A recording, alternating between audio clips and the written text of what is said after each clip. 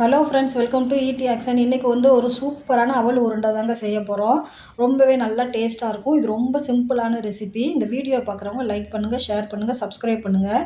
இப்போ வாங்க இந்த சூப்பரான அவல் உருண்டை எப்படி செய்கிறதுன்னு பார்க்கலாம்.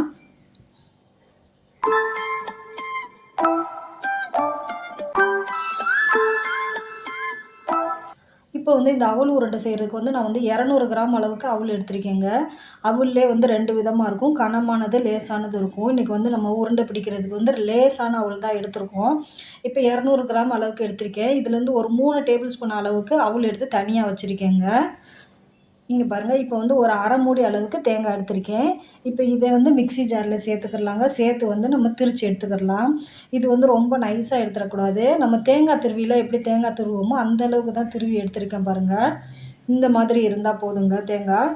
இப்போ வந்து நம்ம செய்ய ஆரம்பிச்சிடலாங்க. இப்போ அடுப்பு ஆன் பண்ணி ஒரு பாத்திரம் வச்சுருக்கேன். இப்போ வந்து அது கூடவே வந்து 1 ஸ்பூன் அளவுக்கு நெய் சேர்க்குறேங்க. இந்த நெய் போதும் இதுக்கு. நெய் சேர்த்து செய்யலை வந்து ரொம்பவே நல்லா வாசமாக இருக்கும். இப்போ வந்து இந்த நெய்யிலே வந்து நம்ம துருவி வச்சுருக்க தேங்காவையும் சேர்த்துக்கரலாங்க. இப்போ தேங்காய் வச்சு சேர்த்து இது வந்து ரொம்ப செவக்கெல்லாம் வறுக்க வேண்டாம், லைட்டாக வதக்கி விட்டால் போதுங்க. இப்போ வந்து அடுப்பு வந்து இதில் சிம்மில் தான் வச்சு செய்கிறேன். ஹை ஃப்ளேம்லலாம் வைக்காதீங்க, சிம்மில் வச்சு செஞ்சாலே போதும். இது ஒரு 5 நிமிஷம் வேலை தான். இப்போ பாருங்கள், தேங்காய் லைட்டாக வதங்கையிலேயே நம்ம வந்து அவலையும் சேர்த்துக்கலாம். அது கூட அவலுமே ரொம்ப நேரம் பரட்ட வேண்டாம். இப்போ தேங்காயும் அவலும் 2மே நல்லா மிக்ஸ் ஆனால் போதும் நம்மளுக்கு. இங்கே பாருங்கள், 2ம் நல்லா மிக்ஸ் ஆகிடுச்சு. இப்போ இதுக்கு தேவையான அளவுக்கு இனிப்பு சேர்த்துக்கரலாம். இப்போ நான் ஒரு 4 டேபிள் ஸ்பூன் அளவுக்கு இனிப்பு சேர்த்துருக்கேங்க. உங்களுக்கு வந்து இனிப்பு வந்து இன்னும் கொஞ்சம் தேவைப்பட்டால் 1 ஸ்பூன் அளவுக்கு சேர்த்துக்கரலாம், நல்லாயிருக்கும். இப்போ சீனியை போட்டு லைட்டாக தான் கிளறி விட்டுருக்கேன். கிளறி விடையிலேயே இது கூட வந்து பால் சேர்த்துக்கரலாங்க. இப்போ அடுப்பு ஆனில் தான் வச்சுருக்கேன். ஆனில் தான் வச்சு லைட்டாக கிளறி விடலாம் இதை. இப்போ வந்து பால் வந்து ஒரு 4 டேபிள் ஸ்பூன் அளவுக்கு சேர்த்துருக்கேங்க. சேர்த்து நல்லா மிக்ஸ் பண்ணிட்டோம்னா இந்த சீனியுமே நல்லா கரைஞ்சி வந்துடும். இப்போ இந்த பாலுக்கு அதுக்கும் அவல் நல்லா ஊறிடுங்க.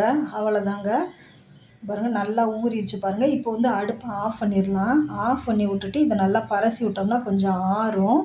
இப்போ வந்து ஒவ்வொரு அவலுக்கு வந்து பால் வந்து அதிகம் இழுக்குங்க. அந்த மாதிரி உங்களுக்கு வந்து நல்லா ஊறிடுச்சுன்னா இன்னும் கொஞ்சம் கூட சேர்த்துக்கிறலாம் பால். இப்போ வந்து எனக்கு வந்து 4 ஸ்பூன் அளவுக்கு ஊற்றினேன், 4 டேபிள் ஸ்பூன் அளவுக்கு ஊற்றினேன். இப்போ கரெக்டாக இருக்குது நம்மளுக்கு. பாருங்கள், அவலுமே நல்லா ஊறிடுச்சு. இது நல்லா பிடிக்கிறதுக்கும் நல்லா கரெக்டாக இருக்கும். நான் வாயில் போட்டு சாப்பிட்டு பார்த்தேன், நல்லா சாஃப்டாகவும் இருக்குங்க, நல்லாவே ஊறிடுச்சு. இப்போ பாருங்கள், அவல் எடுத்து வச்சுருந்தோம்ல ஒரு 3 டேபிள் ஸ்பூன் அவல், இதை வந்து நல்லா திரிச்சிட்டு வந்துடலாம். நைஸாகவே அரைச்சி எடுத்துக்கலாங்க. இப்போ நம்மளுக்கு வந்து இந்த பாலில் ஊற்றி ஊற வச்ச அவலுமே நல்லா ஊறி வந்துருச்சு, ஆறவும் செஞ்சிருச்சு. இப்போ இது கூடவே வந்து திரிச்சு வச்சுருக்க அவலையும் சேர்த்துக்கரலாம்.